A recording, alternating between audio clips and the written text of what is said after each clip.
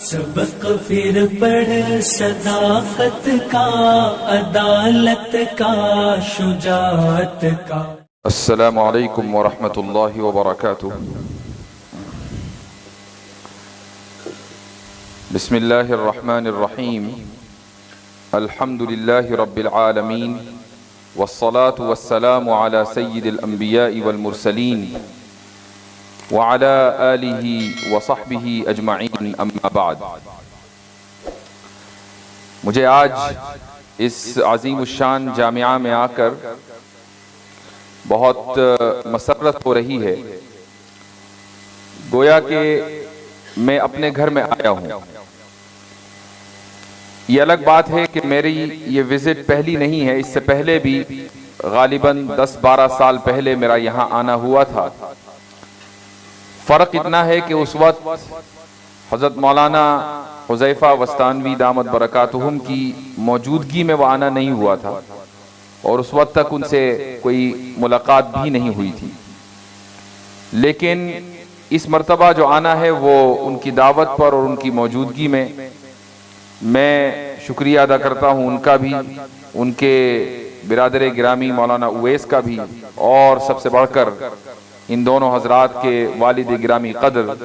حضرت مولانا غلام محمد وستانوی حفظہ اللہ کا۔ اور یہ حقیقت ہے کہ جو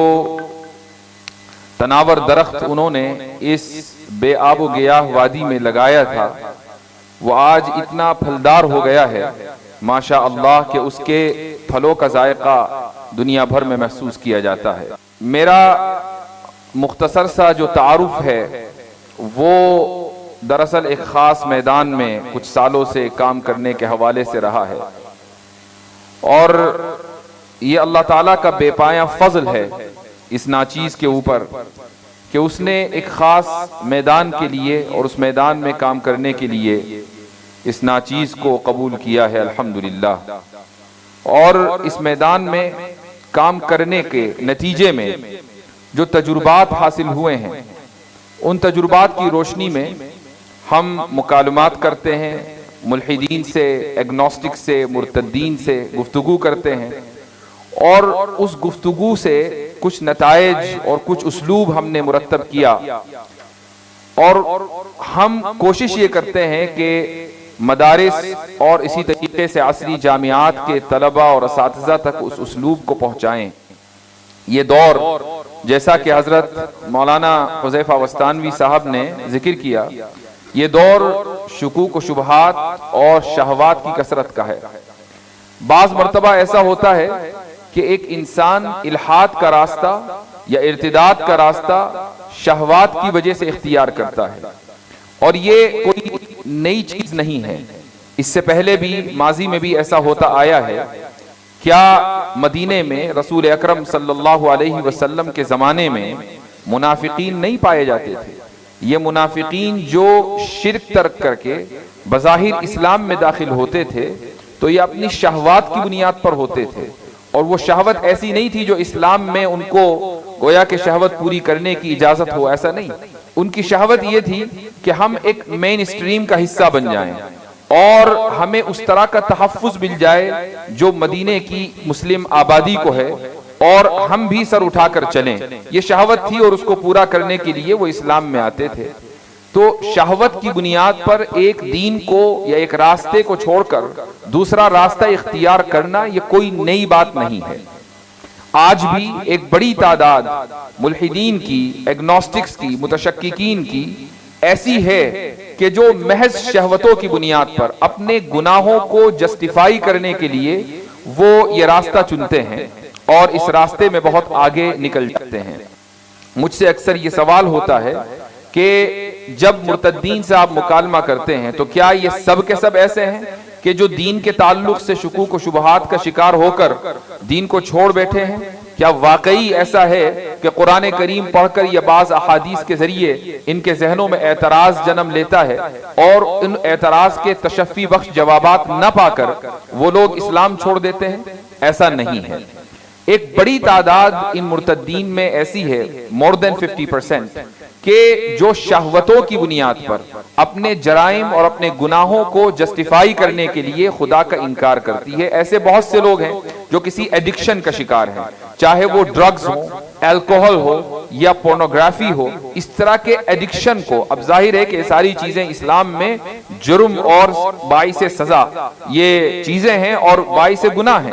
تو اب ایک آدمی اس گلٹ فیلنگ کے ساتھ زندگی گزارنا نہیں چاہتا۔ اس گلٹ کے احساس سے نکلنے کے لیے وہ یہ سوچتا ہے کہ جو نظام اور جو دین مجھے وہ احساس کرا رہا ہے اسی دین کو چھوڑ دیا جائے، اور اس طریقے سے وہ اپنے گناہ میں مست رہتا ہے اور زندگی گزارتا رہتا ہے۔ مور دین 50% کیسز ایسے ہی ہوتے ہیں۔ پھر ایک بڑی تعداد ان لوگوں کی ہوتی ہے کہ جو کسی ذہنی تناؤ یا مینٹل ٹراما کی وجہ سے ارتداد یا الحاد کا راستہ اختیار کرتے ہیں، خصوصاً الحاد کا۔ اور مینٹل ٹراما کا مطلب یہ ہے کہ وہ بچپن میں یا ان کی نوجوانی کے آغاز میں انہوں نے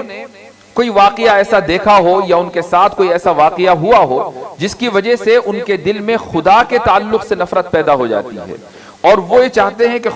وہ سوچتے ہیں کہ خدا نے ہمارے ساتھ ایسا کیوں کیا، اور یہاں سے ان کے الحاد کے سفر کا آغاز ہوتا ہے اور آہستہ آہستہ وہ ایمان سے نکل جاتے ہیں۔ ایسے لوگوں کا علاج لمبی چوڑی تقریریں یا خدا کے وجود پر دلائل نہیں ہے، ایسے لوگوں کا علاج وہی ڈاکٹر کرے گا کہ جس کے وہ مریض ہیں، جس کے پاس ان کو جانا چاہیے۔ اگر وہ مینٹل ٹراما کا شکار ہیں تو ظاہر ہے کہ ان کو سائیکائٹرسٹ کے پاس جانا چاہیے، اور سائیکائٹرسٹ اگر اسلامی اصول سے اور ضوابط سے واقف ہوگا تو یقیناً ان کو صحیح مرض کی تشخیص بھی کرے گا اور علاج بھی صحیح کرے گا، اور یہ امید ہے کہ کچھ عرصے میں وہ دین میں واپس آئیں گے۔ اب آخر میں چند % مرتدین یا ملحدین بچ جاتے ہیں جو شکوک و شبہات کا شکار ہوتے ہیں، اور اس لیے ہوتے ہیں کہ